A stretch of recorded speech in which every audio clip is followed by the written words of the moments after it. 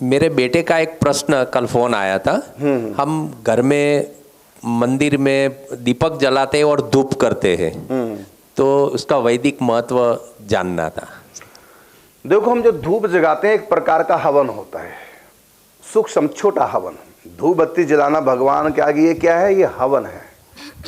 क्योंकि धूप बत्ती पूरी हवन सामग्री से बनती है, उसमें घी भी है और हवन सामग्री पूरा पीस करके पाउडर बना करके और उसमें कुछ ऐसी चीज़ें डाल के घी आदि उसकी धूप बत्ती बन जाती है। तो धूप बत्ती जलाने का अर्थ है हर रोज भगवान के सामने एक छोटा सा हवन करना।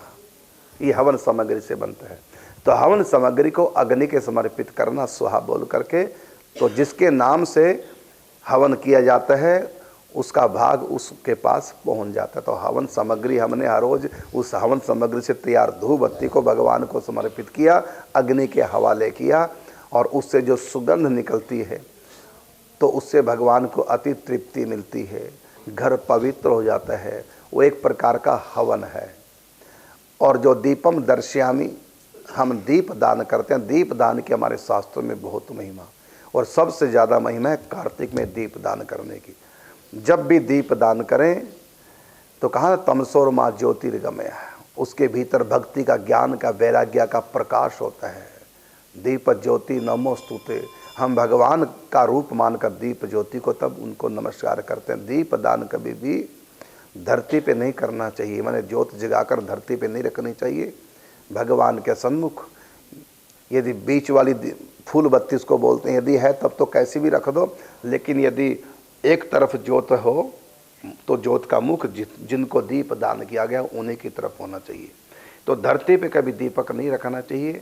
तो ये तो पत्ते पे रखो या किसी वस्त्र पर, ईंट पर ऊपर रखो, धरती पे डायरेक्ट दीपक शंख नहीं रखना चाहिए।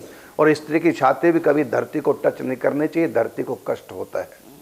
इसलिए स्त्री के लिए कहा कि वो दंडवत प्रणाम न करे। यदि दंडवत प्रणाम करने का मन है तो टेढ़ा होकर दंडवत प्रणाम करे, अपनी छाती धरती को टच ना करे। और इसी प्रकार शंख भी धरती को टच ना करे, ज्योत भी धरती को टच ना करे। तो एक होता है आकाश दीप दान करना। आकाश दीप का मतलब छत के मुंडेरों पर रखना, मंदिर के मुंडेरों को ऊपर दीपक रखना, वो भी दीप दान, उसको आकाश दीप बोलते हैं। तो दीप दान की शास्त्रों में बहुत महिमा है। दीप दान भी एक प्रकार से हवन होता है। आपने देखा होगा हवन सामग्री में तो हम हवन डालते, हवन में तो हम हवन सामग्री डालते ही हैं, लेकिन साथ में घी की भी आहुति देते कि नहीं देते?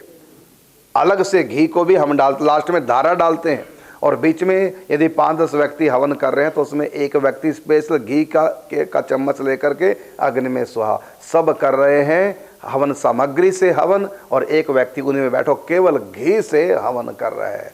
तो धूप बत्ती का अर्थ है हवन सामग्री से हवन करना सूक्ष्म रूप से, और ज्योत जगा दीप दान करने का अर्थ अग्नि से, अग्नि में आहुति देना भगवान के लिए या देवताओं के लिए, पितरों आदि के लिए।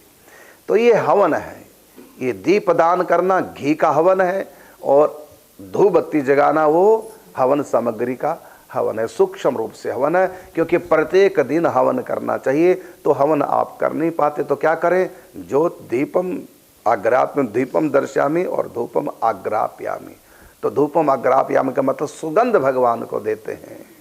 पवित्र सामग्री से प्रकट हुई सुगंध देवताओं को, पितरों के, भगवान को अर्पण करना, सुगंध अर्पण करते हैं।